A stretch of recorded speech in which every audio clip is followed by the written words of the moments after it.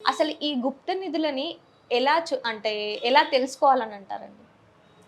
ఓం నమ శివాయ.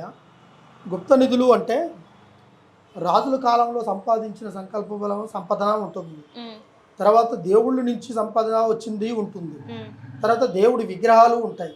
వీటినే గుప్త నిధులు అంటారు. హ్మ్. దాంట్లో వజ్రాలు, వైడూర్యాలు, మణిమాణిక్యాలు ఎన్నో ఉంటాయి. హ్మ్. కానీ ఇవన్నీ ప్రతి చోట దొరుకుతుందని గ్యారంటీ ఉండదు. అవునండి. కానీ ఇవి గుర్తించడానికి ముందు ఏంటంటే ఒక స్థలంలో ముఖ్యంగా దాని సిమ్టమ్స్ ఏముంటాయంటే దాంట్లో ఒక దేవత స్వప్నంలో రావడము, హ్మ్. లేకుంటే మనం ఘాటు అయిన నిద్రలో ఉన్నప్పుడు ఆ ఒక్క సంకల్పమైన రూపం అనేది కనబడము, హ్మ్. తన సంకల్పం అనేది హ్మ్. కనబడడం ఉంటుంది. అదేవిధంగా దానికి వింత వింత శబ్దాలు వినబడుతుంటాయి అన్నమాట. హ్మ్. లంకి బిందుల మాదిరిగా సౌండ్స్ రావడం, ఓకే. ఒకదానికి ఒకదానికి అనుసంధానమైనవి. హ్మ్.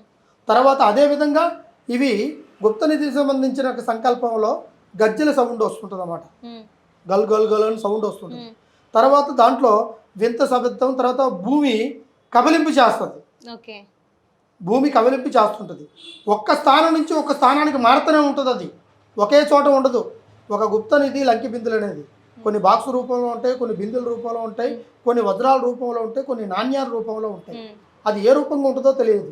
నాణ్యాలు అనేది కొంతమంది రాముడు బొమ్మ ఉండొచ్చు, లేకుంటే ఇందులో వెండి కాసులు కూడా ఉంటాయి, బంగారు కాసులు ఉంటాయి, రకరకాలుగా ఉంటాయి. దైవ సంకల్పం దీన్ని గుర్తించుకోవడం చాలా తక్కువ. ఎందుకంటే అవి చాలా చోట్ల కనిపిస్తుంటాయి. అవునండి. అవి ఉన్నదని వాళ్ళు తెలుసుకుంటారు. కానీ అది దాన్ని నిర్ధారణ చేసుకోవడం ఎలాగంటే ముందు దాన్ని ఆ ల్యాండ్ మార్క్ని మనం గుర్తించాలి.